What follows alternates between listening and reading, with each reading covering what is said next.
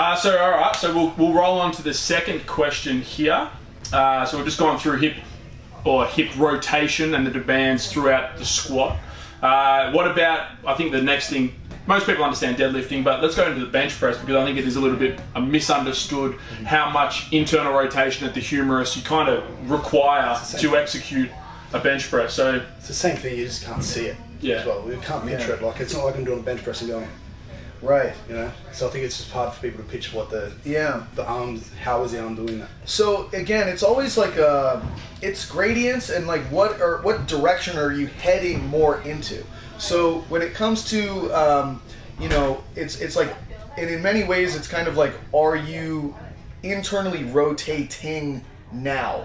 You know, like whatever position you got into, like I'm ER'd here, but I'm internally rotating now.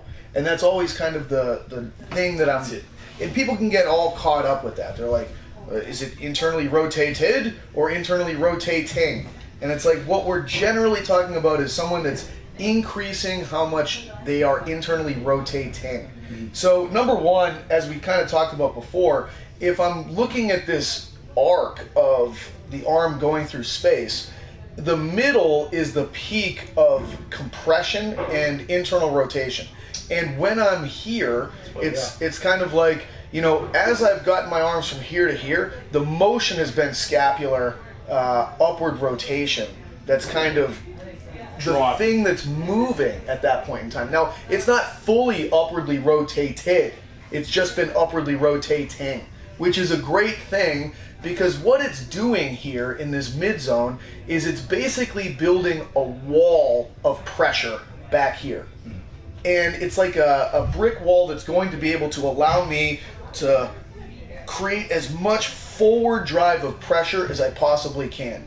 It's the motion of the scapula here is what's going to be able to pump my sternum up a little bit, and then from there be able to keep that as I need to increase the pressure that's going forward through that zone. The other thing to kind of look at with this is your arms are going to be set up however they're going to set. And most of the time when you talk about power lifters trying to bench press, it's like I'm not going to bench press like a bodybuilder where I keep my elbows, you know, outside and like here, like I'm going to pull them down into my body. Cheat as much as we can. 100%.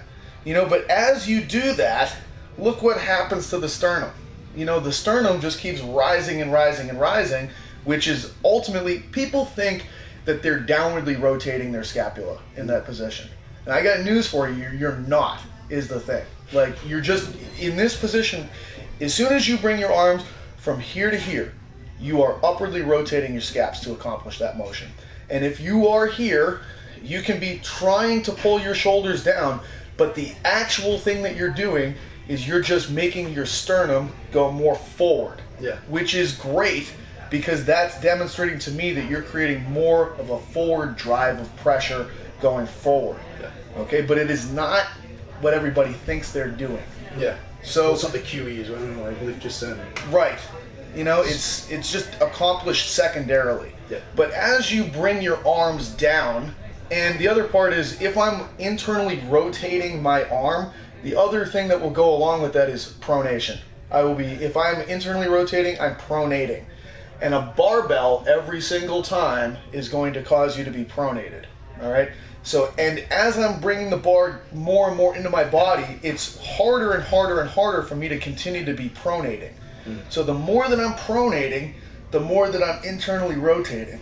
And I really need to do that because I really need to maintain compression and this forward potential to drive as the bar's coming down, okay? But you simply look at it like I'm pronating my arm like crazy. My humerus is actually internally rotating as I'm coming back into this zone. And really, like, if it flares, that's a problem, okay? And if it flares, I'm really just kind of losing my compression. And if it flares, I'm losing my sternum, is the interesting part of it. So again, it's just like, where are we looking at this from? Are we looking at it from the central structure, or are we looking at it from like the periphery with these antennae that are kind of sticking off of our body? Yeah, for sure. I think the other thing to because the same thing with the sternum going back. If you think about it, like the rib cage moving the other direction, you can see that it will just work in reverse. So what the sternum, in the same way with the hip, what the pelvis is doing relative to the femur, what the rib cage is doing relative to the extremities. The appendicular and the axial skeletons communicating to each other. There's a lot more at play there. Do we have any, well, I'm sure we will, have some assessments that we could probably just quickly run over? Absolutely. For a hip internal rotation, a glenohumeral internal rotation. And we'll jump out there as well and nail that. Again, it's not like we need, at our course, we only 90 degrees is perfect. You don't need that much. It like powerlifting as a sport does not have the same demands as a lot of throwing sports do. Where it's like, you know, if you're really limited with how much IR you have as a throwing athlete, there's some big problems, and the velocity is going to catch up with you and all that kind of stuff. But I think of these things as almost like cigarettes, and like the literature going way back to trying to figure out if cigarettes are bad for people. Because it's like, hey, this person's been smoking for 5 years, they're fine, you know. But extend it out long enough, and you'll probably see all the things that kind of come with the territory if you have this exposure that is acute. And like from an acute perspective, it's like, it's not so bad. But if you do it long enough, all of a sudden you're like, well, this specific thing tends to break down. It's not like people are getting plantar fasciitis from cigarettes. You know, it's going to affect a specific tissue that's going to be like a target of it. Same thing. It's like if we let this thing play itself out long enough, we're going to see some very stereotypical things in the powerlifting community. Very consistent expressions. Same things every time. For sure. So we'll go out there and hit that. And before we do that, I'd just simply like to say, from an assessment standpoint, I try to just stick with things that would be very easy demonstrations of human range of motion at specific joints that I can compare with standardized and agreed upon definitions of human norms for those joint actions. I'm not trying to go out and find these elaborate tests that are incredibly subjective. Like, to me, that's where we get into this really murky territory of almost like people trying to like hypnotize others and like, oh my God, see how different you are now? It's like, well, I don't know, like maybe not, but we can all sort of agree upon the fact that, like, from the perspective of the femur, it should be able to internally rotate about 45 degrees and externally rotate about 60. And if you're really very far off from that, you're probably going to demonstrate some limitations and some potential for problems down the road if you're participating in activities that require large excursions of rotational movement. Which is everything, really, when you break it down. But yeah, cool. Let's jump out there and go through some assessments. All right, so I'm going to bring Jamie through a shoulder assessment. We're going to take a look at all of the available motions he has in flexion, extension, abduction, adduction, external rotation, and internal rotation. So we'll start off with taking a look at shoulder flexion. And with this, you can see Jamie's got pretty good shoulder flexion. He's only about 10 degrees short of full motion. But let's take a look at IR and ER, if you want to just slide a little bit over that way. And I'm going to just block the shoulder a little bit and see how much and that's all we've got in terms of internal rotation. Like, you can see it doesn't budge from there. If I go the other way, he's got unlimited, plenty of external rotation. Come back to the middle a little bit for me, and we'll take a look at horizontal adduction and see how far can his arm cross his body. And I want to get this elbow to where his nose is. We're not quite there yet. If I take a look at horizontal abduction, we'll come over here, and we're going to see how much can this arm drop down off the table. And we can see he gets to about maybe 15 degrees of drop. Now, if I'm going to take a look at his adduction capabilities, I'm going to put you in the sideline position on your left side. And here, I'm going to take his arm back, and I'll see if it can actually drop down. And as you can see, it really doesn't drop whatsoever. So very similar to kind of like a adductor drop test, but just for the arm in this case. And you might feel like a lot of activity there when you try to do that. So we'll try an activity with Jamie, and we'll see if we can manage to change some of these test results. So he's going to go into a hook lying position, and he's going to supinate his hands, externally rotate his arms, and keep his arms flexed in this position right here.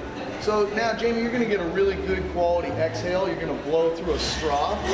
All the air's got to go. As you're exhaling, you'll probably feel your back get a little flatter. Keep your back nice and flat as you inhale through your nose. Really nice. We're going to get 2 more breaths just like that. All the air's got to go. Don't leave a single drop in as you finish this thing. Back stays nice and flat. Keep an eye on his sternum as he inhales through his nose. You can really see the way that moves right there. We're going to get 1 more breath here. Nice big exhale. Yeah, that's it. And now keep yourself nice and flat as the inhale comes in. Beautiful. Every time I see the sternum move like that, I think good things happen. We'll end on this one here, end on the inhale. Beautiful. All right, so let's go back and take a look at these tests. Again, you were pretty good on flexion, so we'll just kind of bypass that one. And if you slide a little bit to your left, there we go. And we're going to take a look at his IR. And you can see that that changed it quite a bit. Like, you know, before he was ending somewhere around here. So we just gained probably a good 15, 20 degrees. ER was pretty good.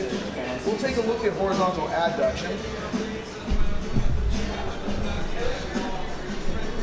And that's a dramatic change where you can see all of a sudden he's getting that elbow in line with where his nose is.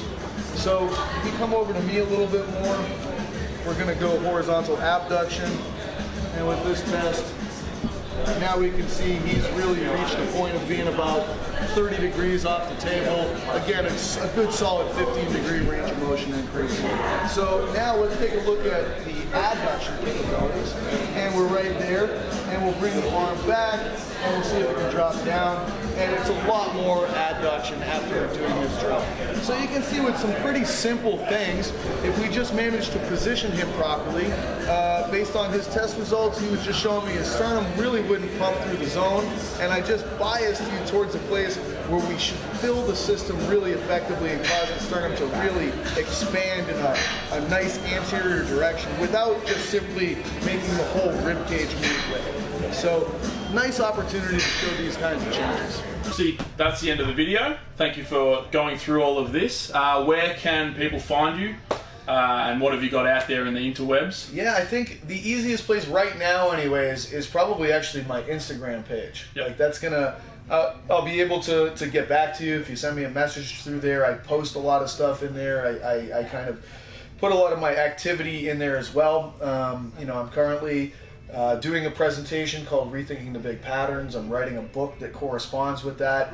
I've got a couple of books that I've previously written, Mass and Mass 2, that are kind of like With training programs? Training programs, and they have a lot of physiological explanation for what's happening in there that corresponds. Definitely. If you're after a vomit workout, get on those. That's it. It's really not specific. It's not a powerlifting specific program. It was something that was originally written for, Mass 1 was originally written for a kid that was starting off resistance training who was a former college cross-country runner. So it's a really good basic beginner kind of program. If you just want to get after it, I reckon that's what, yeah, definitely. It'll teach you how to work hard. Yeah, It will for sure do that. And Mass 2 is more of a well-rounded program for someone that's a little bit more of an intermediate to advanced type of a person. And we'll link all of that in the description box, obviously. So Will and I are off to Rethinking the Big Patterns in Arizona in a couple of weeks, and we will do a video of a recap of that. So look out for that as well. But thank you very much for coming on. Criticism. Absolutely. Thank you very much. Thank you. No worries. Love it. And we'll see you next time. Thank you.